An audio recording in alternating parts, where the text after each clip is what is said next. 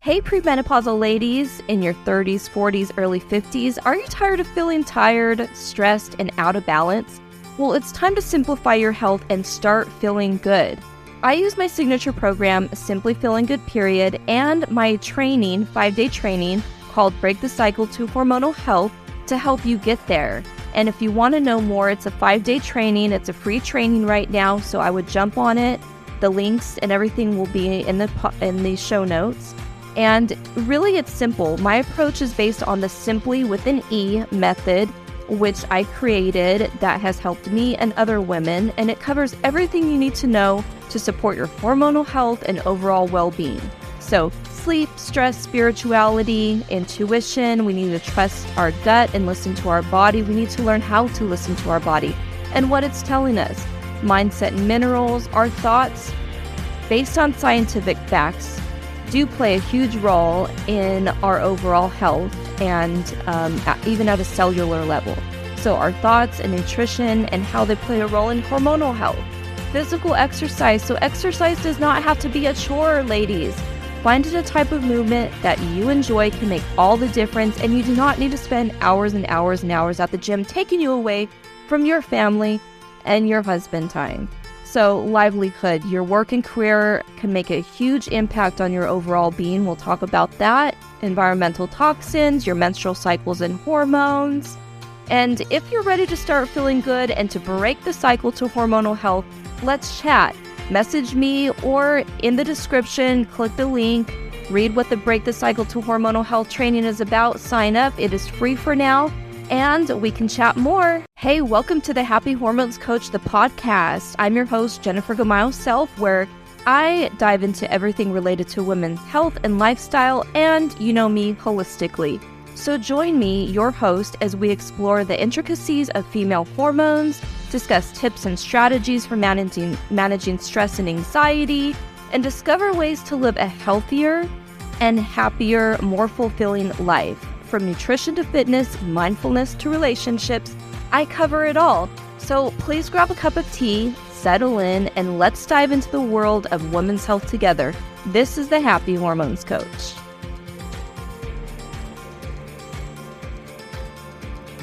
Hey, welcome to another episode of the Happy Hormones Coach podcast. I am your host, Jennifer Gamayo Self.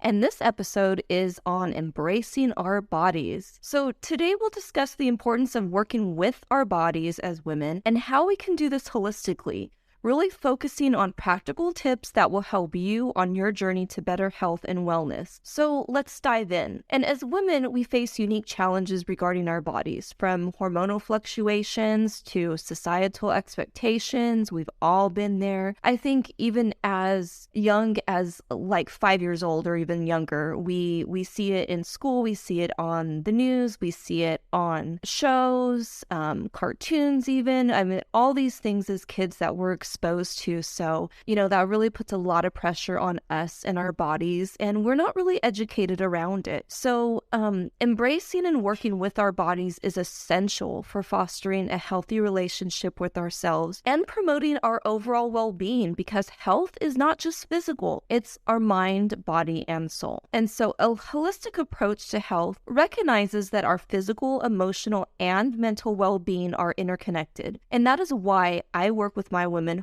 holistically, the whole body from head to toes, to mind, body, and soul. And here are some ways you can nurture your body holistically. So by nutrition, eating a balanced, diverse diet filled with nutrient-dense foods can help support your body's needs. And that is why I always suggest to my clients to eat the rainbow. Opt for whole foods, plenty of fruits and veggies, proteins, healthy fats. Yes, women, healthy fats, and complex carbs. Carbs are not created equal, and we do need those complex carbs and healthy fats. So don't be afraid of those in your daily diet. And exercise. Engage in regular physical activity that you enjoy. So whether stretching, Pilates, dancing, hiking, find something that suits your lifestyle and do it with joy. Whatever brings you joy, that's part of self-care.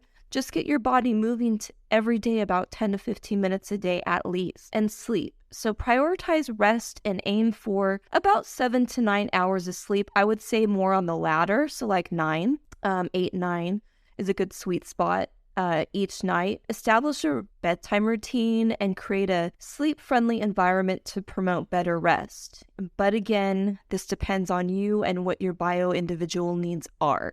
So I do want to stress that the hours of sleep are really geared towards you because we all live different lives. Some of us have night shifts, some of us have, different working hours. So we just really got to remember to have a good quality sleep. And like I say, the bedroom should really just be electronic free if you can help it, and just really before sleeping, right? So we really want to optimize our bedroom or our sleeping area to just be relaxable, promote good quality sleep, and just so you could just fall asleep easy, no stress, no blue light, anything like that. And stress management. So incorporate relaxation techniques such as mindfulness, meditation, prayer, or deep breathing exercises into your daily life to help reduce stress and its impact on your body. I like to say, as you've heard me in previous episodes, tell my clients that you should take regular resets, I call them, and resets at least 3 times a day. It's just really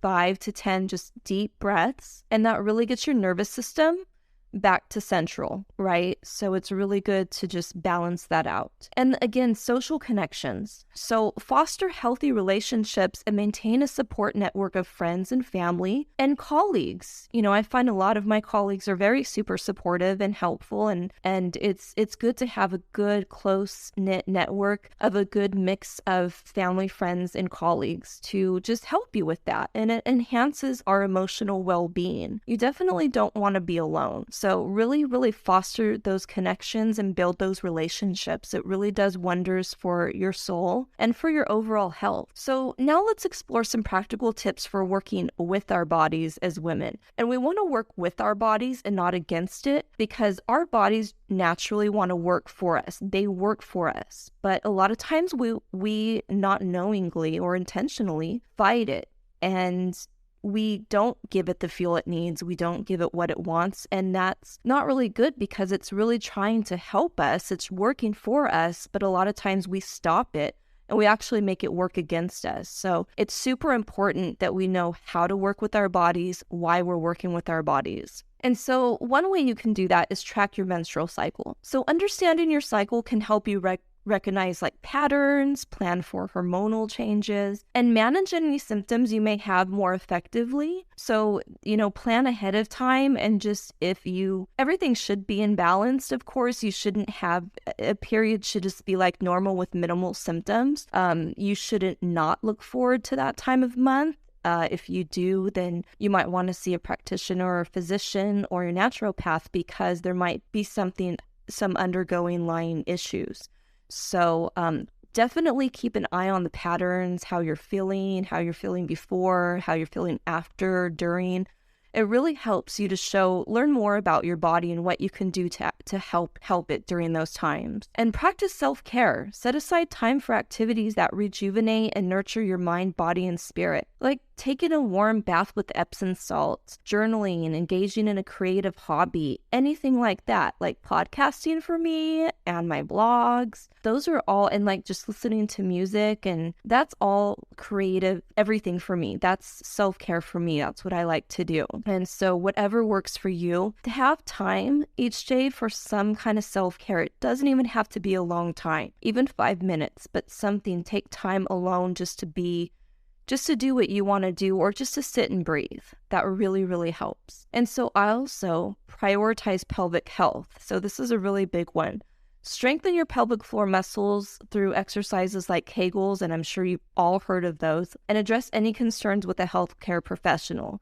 I also want to caution that there is a such thing as overdoing it, and I do see this in many women. So make sure to know your limits and discuss with a physiotherapist or practitioner if needed, because a lot of time, even when we're overdoing it with our workouts, although not necessarily doing Kegels per se, but maybe we're doing other exercises, a lot of times we over-tighten those muscles and we actually do it harm than good. So we really, you have to find that sweet spot. You don't want to not do it, and you don't want to overdo it. So that's something that you really got to pay attention to as well.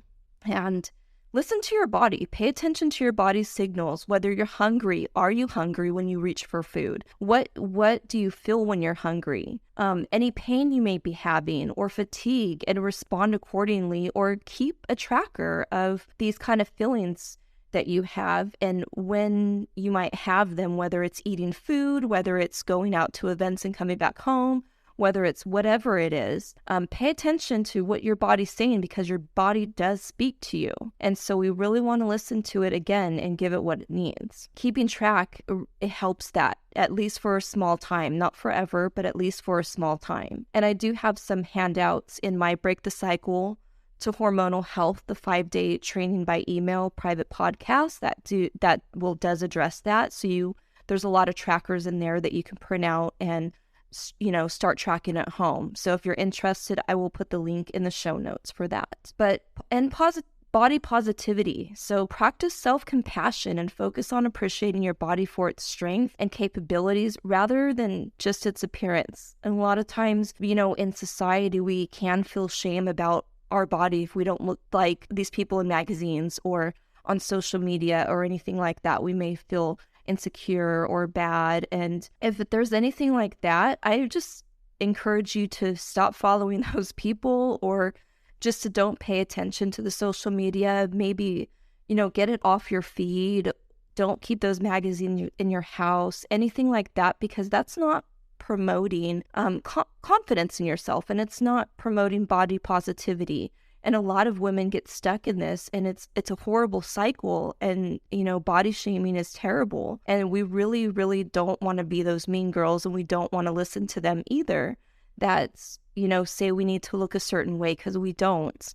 As long as we're healthy, we're doing what we can, and we are just promoting health, then we need to really just appreciate our bodies, because our bodies do so much for us. And a lot of times we don't give it enough credit. We only look at our appearance, but we don't actually realize just how hard our body actually works for us and what it does behind the scenes that we don't even know about from day to day. Our heartbeats, our digestive systems working for us. Every single system in our body is working for us, for our good. And if we don't help it, or we don't appreciate it, I think the more that you appreciate it, that you understand, that you truly know what's going on in your body, then you can better be aware and just go ahead and give it what it needs and nourish it, because then you'll be more appreciative, you'll be more mindful, and then you'll realize, wow, yeah, it's doing so much. I need to work with it. What can I do? What is it telling me? I know it sounds weird, but it really is true, and it helps so much, again, with the whole mind, body, and soul. So really practice that. Practice the self-compassion, and just realize what your body really is doing for you automatically, day in and day out. And, journal. What can you do to help it? Be grateful for what it is doing for you, and just kind of take it one thing at a time and write it down and just appreciate what it's doing. And so back to it, embracing and working with our bodies as women, it is a continuous journey. It is an ongoing journey. Once you are, balanced, it doesn't mean you're going to stay balanced. So you really got to work with it. It's a continuous journey that we're on, and it should be a pleasant one. Or even if it's not so pleasant at times, at least know that you are working towards that. And still, by adopting a holistic approach and incorporating practical tips, we can foster a healthy relationship with ourselves and enhance our overall well-being. It's important to realize that you are not alone in this journey. Seeking support from friends, family, professionals can make all the difference in the world. And so I hope this episode has blessed you. Thank you so much for listening into this episode of Embracing Our Bodies. If you found this helpful, please share it with your friends and subscribe to my podcast for more discussions on women's health and wellness. Until next time, take care, and remember to love your body and appreciate it for what it does for you. Thanks for tuning in to the Happy Hormones Coach today. I hope our discussion was informative and helpful for your health and well-being. If you have any questions or comments about today's episode, or have suggestions for future topics, please don't hesitate to reach out. You can find me on social media or visit my website, And if you enjoyed today's episode, please consider leaving a review and sharing it with your friends and family. Remember, taking care of yourself is essential, and I'm here to support you on your journey toward optimal health and happiness. So until next time, stay happy and stay healthy. This is the Happy Hormones Coach.